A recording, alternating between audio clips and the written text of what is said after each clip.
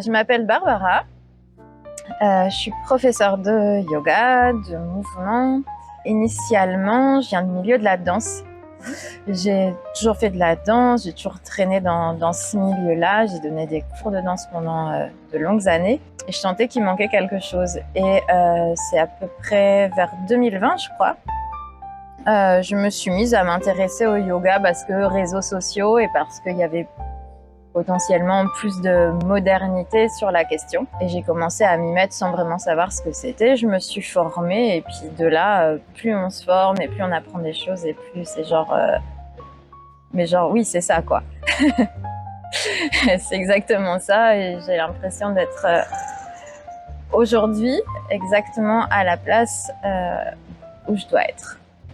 Aujourd'hui, je distingue plus du tout mon activité professionnelle de ma vie pro. C'est tout le temps. Alors que ce soit, il n'y a pas que le yoga, que ce soit le yoga ou la notion de mouvement de manière générale, c'est ma vie. Enfin, je sépare absolument plus, si on peut schématiser, ma semaine de mes week-ends. Je fais toujours la même chose. Quand je vais au boulot, j'ai pas du tout l'impression d'aller au boulot. J'enseigne ce que j'aime et les rencontres aussi liées à ça sont juste fabuleuses. En général, les gens qui viennent au yoga, c'est qu'ils sont prêts à venir au yoga et qu'ils l'ont décidé. Et en général, ils sortent, ils sont contents. Enfin, y a personne qui vient faire un cours de yoga et qui sort, qui dit c'était nul. Ou alors il s'y connaît et il va dire moi je me sens plus à l'aise avec tel type de yoga. Mais en général, c'est ça qui est assez magique. Les personnes qui viennent pratiquer, ça se voit sur le visage, ils sortent de là, ils sont bien et ça c'est tellement gratifiant. Tout est yoga. Voilà, c'est dit. Alors moi, ma pratique, le yoga, souvent on assimile le yoga à une pratique posturale. Alors c'est le cas et surtout dans le monde occidental. Il y a aussi une dimension spirituelle, mais que j'alimente pas vraiment. Mais même si on l'alimente pas, c'est assez dingue parce que c'est là quand même. Il y a un truc qui fait que c'est pour ça que les gens, les élèves ou tous les pratiquants de yoga sont hyper investis. Il y a cette notion spirituelle, je sais pas comment, et même si on est dans un yoga moderne, dynamique, donc moi, mon yoga, aujourd'hui, c'est une pratique physique, posturale, dynamique. Il a pris une forme où c'est pas seulement du yoga, on voit de la danse dedans, on voit du mouvement global et on voit à peu près tout ce que j'ai envie d'y rajouter sans me poser trop de questions. Est-ce que ça se fait ou est-ce que ça se fait pas? Donc l'idée en fait du yoga, surtout si je pouvais résumer la pratique, c'est cette notion d'être en conscience de ce qu'on fait. Si je bouge l'épaule de cette façon, peut-être que quelqu'un d'un point de vue extérieur va voir la même chose que si je la bouge de cette façon. Moi, j'ai fait deux choses différentes et en fait, il n'y a pas quelque chose de juste ou de faux, mais c'est juste savoir ce qu'on fait. Et la plupart des gens ont absolument aucune conscience de leur corps et ne savent pas vraiment ce qu'ils font en fait. Et c'est ramener cette conscience-là. Et moi, j'aime bien justement pouvoir explorer plusieurs possibilités dans une même posture ou dans un même mouvement et se rendre compte qu'on peut le faire de manière différente et que selon l'intention qu'on y met, ça rend pas la même chose, pas d'un point de vue esthétique ou extérieur, mais par rapport à ce qu'on ressent. Alors cette notion de mouvement, c'est quelque chose qui est assez récent quand même. Je dirais ça arrive depuis une dizaine d'années en France, mais genre tranquillement. Et par exemple à Toulouse, il y a pas de professeur de mouvement. Potentiellement, ça sera moi. Mouvement global, ça va être un petit peu le cœur de toutes les activités physiques. Donc c'est ce qui va regrouper par exemple le tennis, la natation, le yoga, la gym, les arts martiaux, le fitness, tout ça.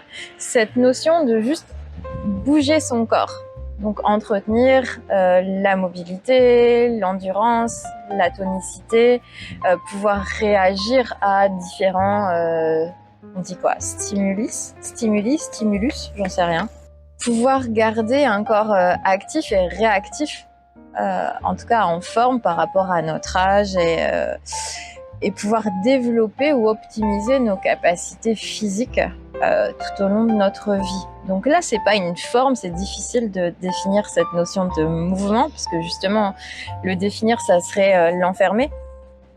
Mais c'est comment bouger son corps dans différentes situations.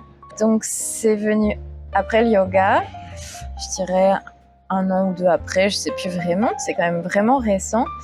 J'ai découvert via les réseaux une formation qui s'appelle Movement Flow.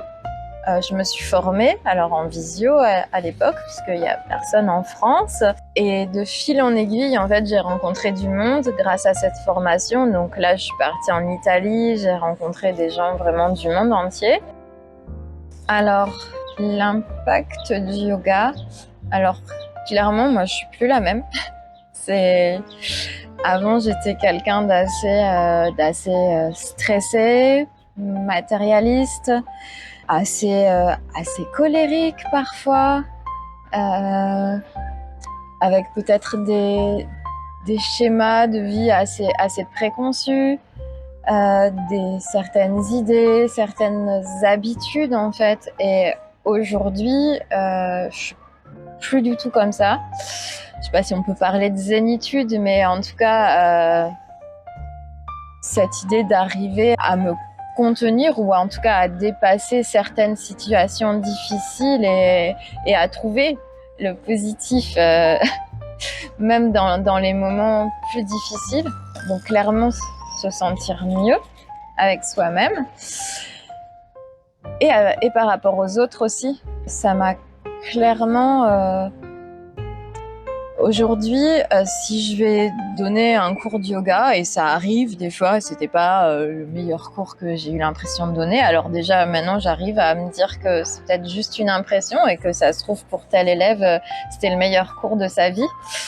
Donc déjà, arriver à dissocier, à avoir conscience de différents points de vue, en fait. Il n'y a pas une seule manière de voir les choses. Ça, c'est clairement le cas.